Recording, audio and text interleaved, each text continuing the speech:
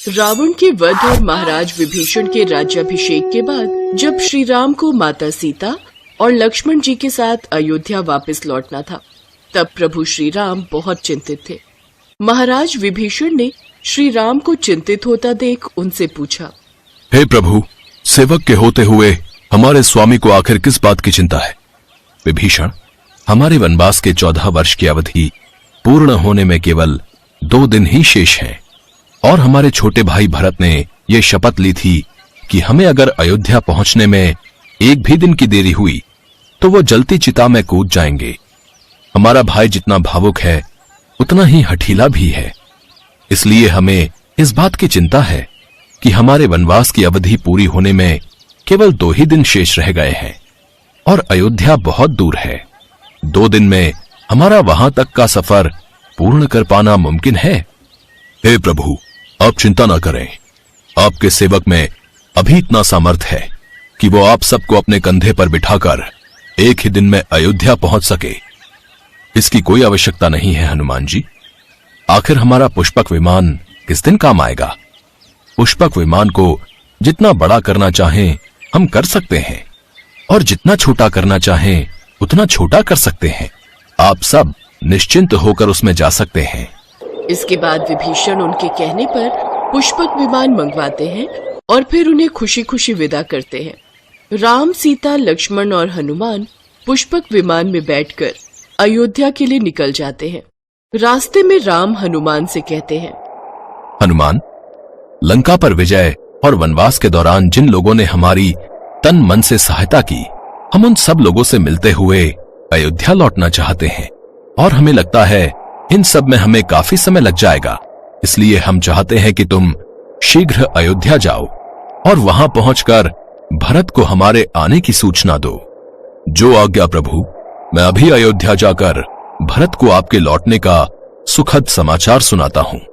इतना कहकर हनुमान अयोध्या की तरफ उड़ान भरते हैं, जबकि प्रभु राम माता सीता और लक्ष्मण के साथ महर्षि के आश्रम की तरफ निकल जाते हैं। कुछ ही देर बाद हनुमान अयोध्या पहुंच जाते हैं। अयोध्या में हनुमान सबसे पहले भरत से मिलते हैं। राम के बिना भरत तो लगभग मृत्युशैया पर ही पहुंच चुके थे। हनुमान भरत से मिलकर राम के जल्दी लौटने का शुभ समाचार उन्हें सुनाते हैं। प्रभु श्री राम 14 वर्ष बाद अयोध्या लौट रहे हैं। आप अयोध्या वासियों के साथ मिलकर उनके स्वागत की तैयारियां कीजिए। जैसे ही भरत को ये संदेश मिलता है, उनको मानो नया जीवन मिल जाता है। क्या मेरे भ्राता राम आ रहे हैं? फिर हर्ष और आनंद में मगन होकर सबको ये संदेश सुनाने लगते हैं। सुनो सुनो नगरवासियों, मेरे भ्राता श्री राम अयोध्या लौट रहे हैं। हम सबके राम अब बस आने ही वाले हैं। अरे वाह, ये तो बहुत ही आनंदमय और सुखमय संदेश है। ये सुनने के लिए हम सब कब से प्रतीक्षा कर रहे थे। ये संदेश मिलते ही अयोध्या में उत्सव की तैयारियां होने लगती हैं। अयोध्या में केवल मनुष्य ही नहीं बल्कि प्रकृति भी हर्ष और आनंद में डूब जाती है। सब राम के दर्शन को आतुर हो उठते हैं। माँ, मैं भी प्रभु राम के दर्शन करूंगा। हाँ, जरूर करना बेटा। राम अयोध्या इसी मार्ग से होते हुए जाएंगे। ये ये हमारे राम वापस लौट रहे हैं। और आखिरकार वो दिन भी आ जाता है जब श्री राम अयोध्या लौटते हैं। सारा नगर जय श्री राम जय श्री राम के नारों से गूंज उठता है। श्री राम को देख सब बहुत ही खुश होते हैं। सारा अयोध्या दीप और रोशनी से जगमगा उठता है। प्रभु श्री राम पर सभी नगरवासी फूलों की वर्षा कर उनका स्वागत करते हैं। प्रभु राम के लौटने से तो आज अयोध्या का हर कोना आनंद की रोशनी से जगमगाने लगा है। स्वर्ग से सभी देवगण भी पुष्प वर्षा करने लगते हैं। अयोध्या के महल में स्वागत के लिए कौशल्या माँ हाथ में स्वागत की थाली लिए सुमित्रा, भरत, कुलगुरु के साथ खड़ी होती हैं। लेकिन कैकेयी माता को वहाँ न पाकर लक्ष्मण कहते हैं, कैकेयी माता कहाँ है? मुझे तो विश्वास ही नहीं हो रहा है कि वो हमारे स्वागत के लिए नहीं आई। फिर राम बिना किसी से कुछ कहे सीधा महल के अंदर जाते हैं। वहीं दूसरी तरफ कैकेयी पश्चाताप के कारण अपने कक्ष में बैठकर आंसू बहा रही होती हैं। तब श्री राम और माता सीता उनके पास जाते हैं और उनके पैर छूने की कोशिश करते हैं। चरण वंदन माता। लेकिन कैकई उनसे मुंह मोड़ लेती हैं और आशीर्वाद नहीं देती। क्या आप अपने पुत्र राम से रुष्ट हैं माता? ऐसा कहकर तुम हमें लज्जित न करो राम।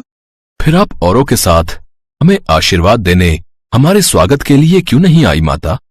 अपने कर्मों के अंधकार से घिरी हुई ये कैकई उस राम के समक्ष कैसे आती जिसने अपने कर्मों से सारे संसार को आलोकित किया हुआ है। सच कहूं तो मुझे भय था पुत्र कि तुम मुझे क्षमा करोगे भी या नहीं। माता, कोई भी पुत्र माता को क्षमा करने योग्य नहीं हो सकता। पुत्र के लिए तो माता का आशीर्वाद और उनका स्नेह ही सब कुछ होता है। नहीं नहीं, लेकिन भला मैं तुम्हें किस मुख से आशीर्वाद दूं पुत्र? मेरे कारण तुम्हें और सीता को कितनी परेशानियों का सामना करना पड़ा है।